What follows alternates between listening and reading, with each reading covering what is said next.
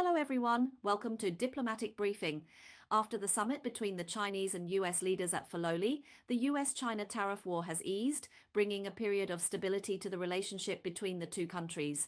In an exclusive interview with mainland media, former Singaporean Foreign Minister George Yeo said that there is currently a kind of balance and stability between China and the US in order to deal with the mid-term elections and trade relations with China. President Trump needs stability, so during the remainder of his term, US-China relations will remain stable. In his interview with the mainland's Global Times, George Yeo also mentioned that after Trump leaves office, the next US administration could be from either the Republican or Democratic Party. However, by then, China will be even stronger than it is today. That said, there will still be factors of tension in US-China relations, but the US will not be able to bypass China's rare earth supply in the next 8 to 10 years, and this will be a limiting factor. He also added that the greatest source of instability in the world today is within the United States itself. There are deep divisions in American society, and sometimes Americans see each other as enemies rather than as a collective. Whether America can become great again and whether it can rediscover the qualities and strengths that were the foundation of its founding through peace and compromise remains unknown at this point. Speaking about America's future, Yang Mingwen said he sees two possibilities. One is that America continues to decline, and the other is that America successfully revives itself. However, he also said that revival is definitely not something that can happen overnight. It would take at least 10, 15, or even 20 years. This would include rebuilding family and work ethics, solving the drug problem, putting public finances in order, adopting a more pragmatic foreign policy, and recognizing that other countries will no longer be as easily dominated by the United States as in the past. Yang Rongwen also believes that restoring the manufacturing industry won't be easy. Although America's Navy is still powerful, when over 80% of the world's new shipbuilding capacity comes from China, how much longer can the US maintain its advantage? They're even facing difficulties with ship maintenance. There are just too many things America needs to start over with, and all of this will take time.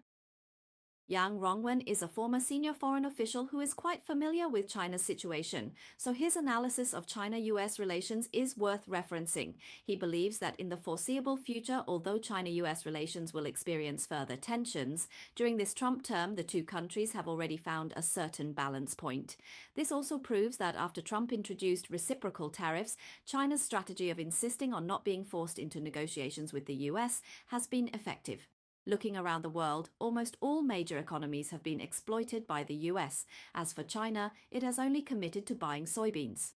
Buying soybeans is actually a need of China itself. If they don't buy from the US, they would buy from other countries anyway. As for the higher tariffs compared to other countries, the main burden is still borne by American traders. The bigger loss for China is that exports to the US might decrease, which could mean less business. However, being able to secure another 3 to 5 years for development at this critical moment on the path to becoming a strong nation is extremely important for China. On the other hand, some rational analysts in the West do not agree with Trump's policies, and they believe that in the long run, the US will lose to China in the competition for innovation.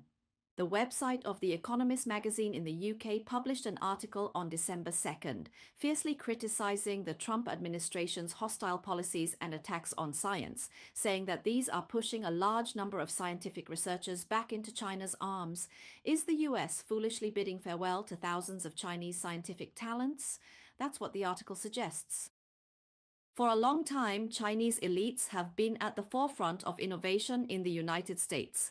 Yang Zhening, the Nobel Prize-winning physicist who passed away in October, was one of them. However, due to multiple forces, such as the Trump administration's hostile attitude toward various foreign personnel, as well as the pull factors, including China's strong support for the technology sector, many Chinese geniuses are now retracing the path Yang Zhening took in his later years. In his 80s, he returned to China, to Tsinghua University, to teach.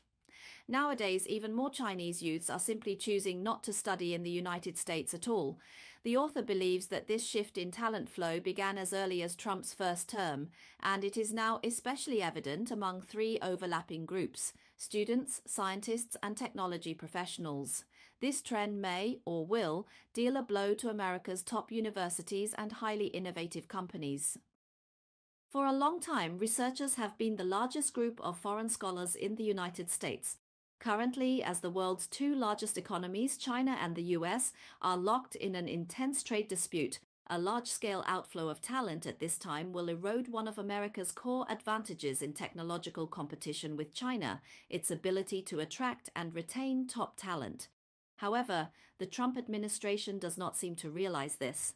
In May this year, U.S. Secretary of State Pompeo even threatened to forcibly suspend Chinese student visas, but after that, Trump said that the U.S. needs 600,000 Chinese students, which only intensified the problem and the chaotic situation. In September, the U.S. House Select Committee on the Chinese Communist Party produced a report titled From PhD to PLA, hyping up the so-called potential future connections between Chinese students and the military as a reason to impose even stricter restrictions on them. In the same month, Trump proposed charging $100,000 for new H-1B visa applications. This type of visa, which costs in US dollars, is the main channel for tech companies to recruit foreign technical personnel to the United States. Among those most affected by this policy are Chinese and Indian people. Ma Yongyi, a sociologist at Syracuse University, pointed out that 10 years ago, sea turtles, those who returned to China after studying abroad, were still seen as winners in the competition, often able to secure high-paying and prestigious jobs upon returning to China. But now this advantage has been greatly diminished. Yongyi said that nowadays, Chinese business managers believe that graduates from domestic universities are just as capable as, if not better than, Chinese students who studied in the United States. There is also a similarly obvious trend of talent returning among the scientific community. Research by ZU, a sociologist at Princeton University in New Jersey, shows that between 2010 and 2021, about 20,000 Chinese scientists left the United States, and after 2018, the pace of their return has accelerated even further. Was it that year? Trump? The government launched the China Initiative to crack down on so-called acts of technology theft, specifically targeting researchers suspected of fraud, collusion, or espionage. Among the defendants in these cases, 90% were Chinese. The tough measures of the China Initiative sparked widespread panic, yet only a quarter of the cases ultimately resulted in convictions. The U.S. Department of Justice already terminated this initiative in 2022, but the damage had already been done. The article argues that all of this ultimately benefited China. In 2021, among Chinese scientists who left the U.S., 2/3 chose to return to China, whereas in 2010, this proportion was less than half. The reasons behind this are becoming increasingly clear. Since the 21st century, China's investment in research and development has actually increased 16-fold. In addition, China has long implemented various policies that have also played a role. The country has offered generous incentives because China understands well that the return of a top-tier researcher often attracts even more talent. For example, structural biologist Shi Yigong and neuroscientist Yao Yi, both of whom once lived in the United States, jointly founded a new type of research university in Hangzhou. Currently, this school has already attracted over 200 research scholars. The field of science will be the next area where the US worries about the outflow of Chinese talent, especially in areas like artificial intelligence. According to industry articles, although the United States is still the top destination for global AI talent and Silicon Valley remains home to many outstanding Chinese professionals, China is actually the largest exporter of these top talents.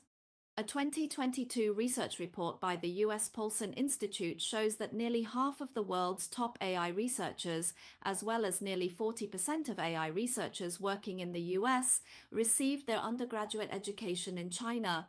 Finished reading. At the same time, the tense relationship between China and the US is also affecting the flow of talent in this field.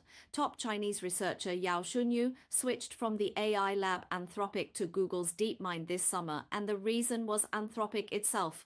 Anthropic had previously labeled China as a hostile country. Yao Shunyu said that this factor accounted for 40% of his decision to change jobs. The author is concerned that although the US still holds a leading position in the field of artificial intelligence, China is steadily catching up. Among foreign AI researchers who obtain their PhDs in the US, about 80% usually choose to stay and work in the US. However, the proportion who return to China after graduation has already risen from 4% in 2019 to 8% in 2022. Although this percentage is still not high, it may signal an even more severe trend for the US in the future. Wang Ya, who once studied at Zhejiang University, is now employed at the University of California, Berkeley. Zhao Dilun, a postdoctoral researcher at the University of California, Berkeley, believes that the pool of Chinese talent coming to the US is steadily shrinking, while major scientific research achievements in the field of artificial intelligence at Chinese universities and companies are increasing day by day. A Chinese employee who graduated from Zhejiang University and Stanford University and is currently working at an American AI company revealed that several of his colleagues have given up their PhD studies in the US midway and switched to working for Chinese AI companies. As for why he himself chose to stay was because he recognized that the US currently still has a more advanced and innovative environment. Even so, he still feels uneasy. Will the company pay the expensive H-1B visa fees for him next year?